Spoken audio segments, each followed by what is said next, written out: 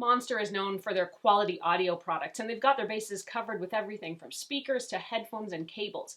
Now they've brought out several portable wireless Bluetooth speakers in their S lineup. I'm Erin for Best Buy Canada's blog, and we're going to take a look at each of these speakers in turn.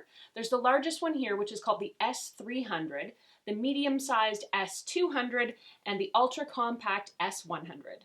The S300 has 4 drivers, the S200 has 3 drivers, and the compact portable S100 has 2 drivers.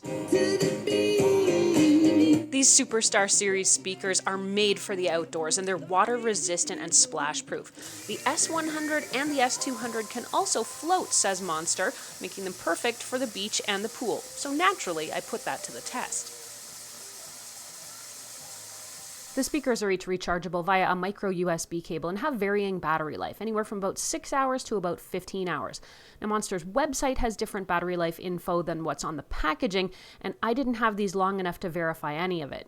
There's a few other features that this lineup has. One is that it's got this carry strap, which you can use to carry it or to hang it from something so that you can listen to it. They also have a speakerphone built in, which is convenient if you like that. Another feature is that they can be used both flat on their base, or you can turn them on their ends, and they also double as power banks. Getting all 3 of the speakers in this line set up is super easy, and it's very quick, so I'm going to walk you through it right here. If you do it for the first time, it's worth pointing out that it'll go into the pairing process automatically, so you basically will turn it on and it's in pairing already, which is kind of handy. If you're redoing it like I am, you'll first need to power it on, and then you'll push and hold the multifunction button for about 5 or 3 seconds. It'll say discovering. You'll go to your phone's Bluetooth menu, and I don't know how well you're going to be able to see that, but you should see the speaker. We are connected. And we are connected. Let's take a look at each one of these individually, and we'll start with the S100. It's the only one of the 3 that doesn't have any buttons, so it was a bit hard to know how to connect it initially.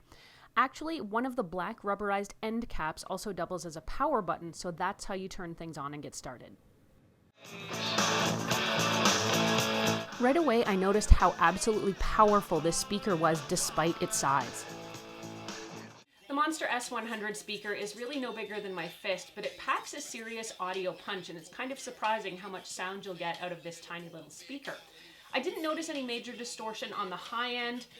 It was a little raspy, tinny sounding on some songs when it was near max volume, but I think that's something that audiophiles would be more likely to notice, and the average user probably wouldn't. So overall, I was pretty pleased with how it sounds. I tried listening to a lot of bass-heavy music, and the S100 and actually the whole lineup performed really well. I think most users would be pretty pleased with the level of bass you're going to get from these speakers. Moving on to the S200, it also sounds good and had no major distortion. Like the S100, it did get a touch raspy or tinny sounding on the high end when it was near max volume. But at 50% volume, you can easily sit beside this speaker and not have it seem overwhelmingly loud.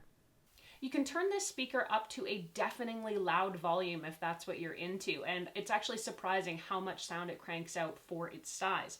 The bass on this version is really good too, but if you need more, check out the S300.